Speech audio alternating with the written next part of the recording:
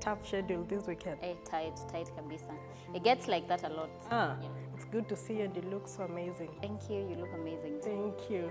Thank you for creating time, and of course, we just want to get to know Njeri beyond Bunge, and we see this vibrant, eloquent, strong legislator coming in, and of course, you inspire so many young youths out there. So, what is your inspiration? I think from a young age, I was always taking up leadership initiatives, and I was always in the space of, asserting myself in whatever I was doing. And I think my father really honed that, and he saw that. And I always felt and knew that I'm going to be in a leadership position at some point. I just didn't know when, and I didn't know the how it will start, because politics in Kenya runs on money. So I knew as a young person it was very challenging for me. I vied for County Assembly Speaker in 2017, straight off campus, I go sit with MCAs, talk to them. I was 21 at the time. And then I think they thought that this must be a joke. What would a 21-year-old tell us? Yes. But then I think for me, it was always the path. It was defined for me, and I was drawn to it because I feel very passionately about community service. Yes. And tell us about your childhood experience, memories. How have they shaped the Wakili Njeri that you are today? I'm the last born in a family of 7, so I took, I think, quite a lot of bullying from my siblings, but I would stand my ground. I'm the kid that people wanted to send to, get me maji, take the plate to the kitchen and all that. But I would tell them, no, hata wewe unaweza kupeleka, So I think for me, I was always a rights advocate and assertive from a very young age. Maybe some people picked that as truant, but it's because I really knew, and I felt that I needed to express myself. So I grew up in a space where I had siblings, and we were quite far apart in age. So mostly I was running around. I grew up in Kibingoti. It's a rural setup, going to the river to swim, do fumpara row, and walking to school. My school was around 8 kilometers to and fro. And then, going to town, that town center where you dress in your Sunday best, of course, wearing matching clothes. Yes. Made by my mom, yours truly. And, and I loved Reebok shoes that were shiny. I think I loved sort of being the center of attention. I loved taking command. So from a very young age, I was never frightened of the big stage. And I knew that I was just set to do it at some point. Great. Did you study the same place that you grew up in? Yes, I did. I went to school at Kiangoma Primary School. I know you don't know a lot of Kikuyu, but then it means like, Ngoma is the devil in Kikuyu, basically, like Shetani. Yes. So people always make pun about the name of the school that I went to. But then I did some pre-primary there. And then I proceeded to go to private school. I was born in 1994, so there was a huge retrenchment from the government at the year. So it was really, I can't say we were poor, but we really struggled to, raise 7 kids and make ends meet, pay for their fee, because all of us were in school at basically the same time. One is exiting, one entering. But I think my father really tried to give the very best he could. Amazing. Then comes high school. Yes. Any leadership roles? High school. I disliked boarding for a reason. I think in class 6, I went to boarding school in primary. And I just figured it wasn't my thing because I felt so isolated. You come in, you're from Ushago, rural setup, and then you have these kids, they're from Nairobi, they're from Kile, they're from where, Lavi, and it just felt so different for me. I felt like I could not relate with that kind of setup. So I really didn't like boarding. So when I went to high school, it was the same issue. I went to Kabare Girls High School. And I think my friends always remind me, they were like, you never talked to people, I just stay in a corner and read. Because I think I'm very introverted in a very extroverted way. So I would just keep to myself.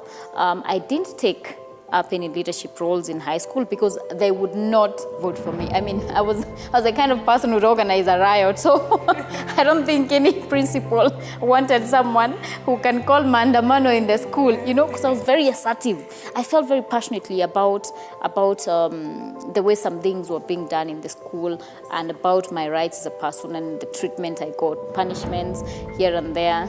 And I think I was a bit of a fun kid too. because I used to be the one who used to keep the radio for the music.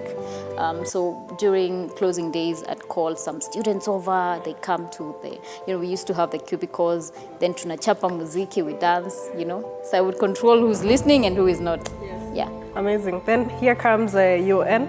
I believe every other leader or politician that we have now, the ones that have studied in Kenya, most of them, UN is like the starting point, and that's where it kind of ignites your passion for leadership. Take me through your campus life. How was it like? Weirdly, I get to campus and I don't think I was interested in campus leadership per se, because then I started to pursue music. And it was sort of like a different path for me, because I'm very creative at a personal level. And I decided, why not, And I thought maybe I'm going to be a star. I was actually convinced I'm going to be a star. I was like, really, I am talented. I think I had that personal belief. I just went to Grandpa Records. I called my dad and told him, I'm outside the studio and they're saying it's 10,000 to record a music audio. And he was like, what? You're now singing? I'm like, yeah, Dad, I'm singing.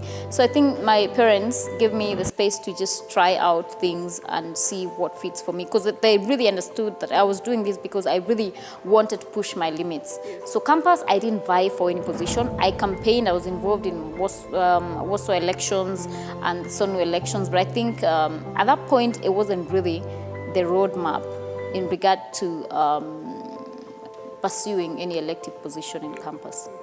You talked about music, and it's something really interesting that people do not know about. Tell me about your moment of being the Beyonce of Kenya, and did you even produce any music? And if yes, utatuimbia moja tukimaliza. I had like several wigs. I had one that was colored, it had red, it had blue. I think I've seen that video.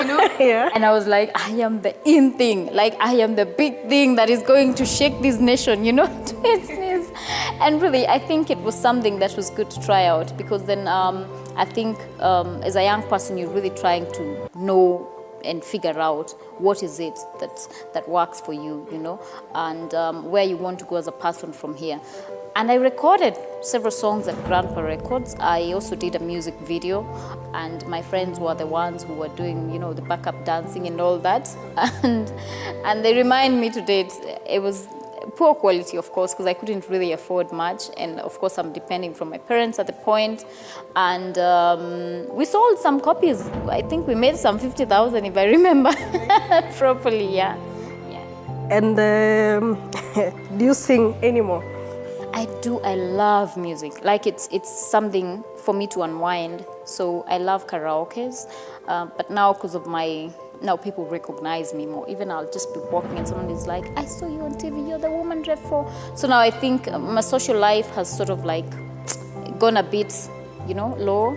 But I really, really love music. And I'll invite you someday for I'll be waiting. See, right? Okay. Okay. And how is your relationship like with your family?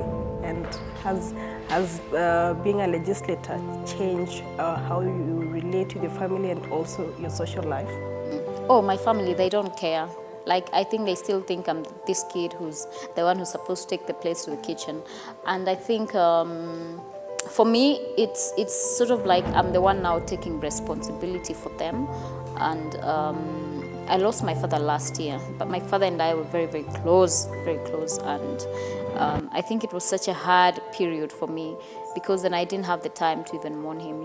I lose him at the height of elections, and I have to be on the campaign trail every day, and I think I sort of like shut down after that emotionally, because then I'm not able to I want to balance off things, I understand that I am the woman rep, I have to work, it's my duty, I can't disappear. I had wanted to go away, just for months. Before or after the election? Before the elections, oh my God. And he was my chief campaigner. He was like that kind of person who will call you, be like, don't worry, we're gonna win this thing, and you just keep holding on, and it was really hard. It still is, I see a therapist, but it's really hard.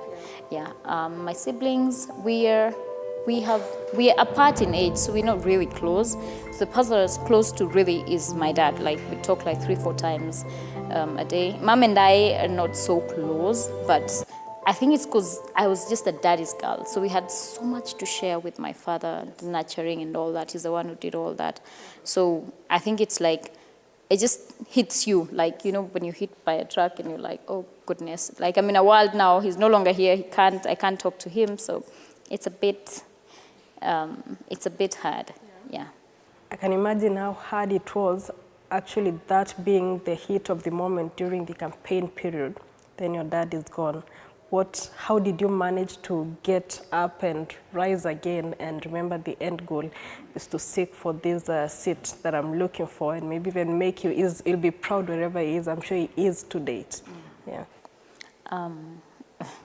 Sorry, it's okay. I think the most hard thing was that it was an accident, you know, and it was just right outside our home. And I was actually supposed to be home on that day. But then I think I didn't have funds for fuel. So my dad called in the morning and he's like, you don't need to come because you don't have the funds, so you can just like stretch this week out and then come next week. And I was like, don't worry, I'm gonna sort out the things for you. So we had flyers in the house. So he'd like have people come over, take the flyers, facilitate them and all that. So it's like, I'm gonna call you at lunchtime. So don't worry, then we can plan more, because we're planning to do a homecoming in India. And, you know, I get this call and it was just crazy. My brother is screaming on the other end of the line. I'm like, what's happening? It's like, are you alone? I'm like, yes, I'm alone. What is it, you know? I'm like, if you're screaming, something terrible must have happened. And I called my dad. I think it's around 2 p.m. He's not picking up. And I was like, this must be really bad, because he'd never miss my call, ever. So for me, I think it was just God's grace, because I don't think there is anything else I would attribute it to. I remembered my father used to tell me, if you start something, you have to finish it, you know. You can't go halfway, because then what is the point of it, you know? You don't know what's waiting on the other end of the line. So I really just dug deeper, you know, and just really asked God to give me the grace to see to the very end of the campaigns and the elections and see, I mean, what's waiting on the other side. Yeah. And what was waiting was the seat, so yes. yeah. Sorry. It's okay. Okay. It's okay. That must have been the lowest moment. It was. I'd actually wake up every day, I'd be crying the entire night. You know, we sort of dehumanize politicians. Yes. So I really wouldn't go around telling people, oh, I just lost my dad. I can't, you know, because then they can't relate. And they're like, I mean, why are you telling us that? You're here vying. Tell us about your agenda. So I'd cry the whole night and finish. And then wake up in the morning, wash my face, put the wig on, put some lipstick, and then go smiling the whole day. I don't even think anyone, besides the people that I told, knew. And besides the people who saw that my eyes were swollen at various points. I remember we had, the president was coming to Kirinyaga, I think on a Thursday, and we were burying my dad on a Friday. And I had to be out on the campaign trail, because I'm a new name, nobody knows me. You know, if I waste that opportunity, I'll never get it again. And it was the only way to honor my father and to honor his memory and to just sort of just do what he would have wanted me to do, to just go the whole way and see what's waiting on the other end. Yeah. Then now here comes Njeri, the legislator, woman representative, vibrant young legislator. How has it been like, the journey of being a young parliamentarian? When I first got in, I was terrified. I was like, oh my God, this house is so huge. And I'm like, I'm seeing people and I'm like, I don't think I'll ever be able to speak on the floor. You know, I remember the first 2 weeks, I was supposed to give my maiden speech. The first week I was like, okay, I'll never be able to do this, you know. So then I'm like, well, I have to do it. My father used to tell me, you just summon up the courage. You know, you can do it. You're always doing these amazing things, so you can do anything. So I was like, yeah, I can do it. So I remember that day I was off the standing orders because I spoke in English and then switched to Swahili.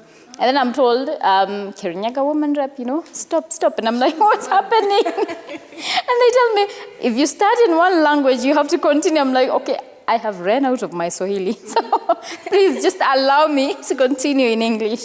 And the speaker understood. So, but I think now I really have found my space. I actually don't keep count of the times I speak on the floor anymore. I used to keep count. I'd be like, hey, I've spoken 2 times, now 3 times, Now I think I've spoken so many times. I don't keep count anymore.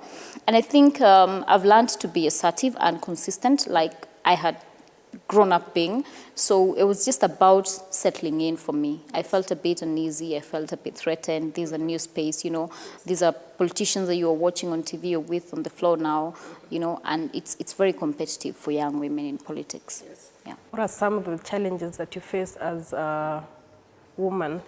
Let me use as a woman in that specific space, because I know you've spoken to a couple of them and you find out in some instances these male counterparts of yours will actually refer you to the virtue of you being a woman other than what you're actually bringing on the table, which is a lot. Yeah. How do you deal with that? When I first got in, people would call me Mrembo. I told them I'm not Mrembo. I am Wakili Njeri Maina. I am actually an advocate of the High Court. I have gone to school.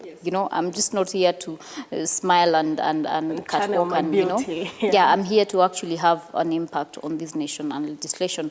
But I think being in the Justice and Legal Affairs Committee and the inputs I've had and all that, and my contributions on the floor, I've earned respect because I can see now we interact on a respectful level. But there's a lot of sexism in politics, both from the male colleagues and the older females in politics.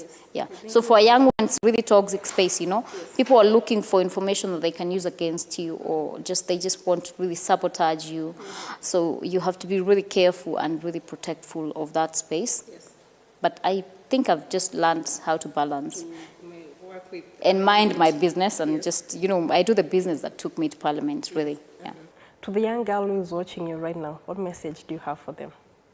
I was a young girl, and I used to see Martha Karua on TV and say, oh my God, I'd want to be like her someday. So I think what I can really say is that dreams are valid, but you really have to put in the work. And I'm not going to tell you that it's easy, it's hard, but if you're willing to go to the very end of it, the other side of it is going to be something that you will be very grateful for.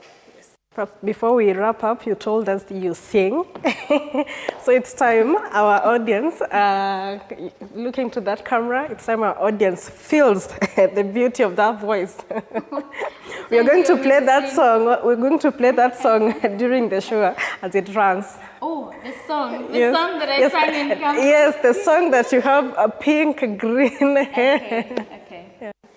Kama mapenzi yangeuzwa sokoni ningenunua, na kama dawa japo kwa muda ningekunywa, sababu nimechoka.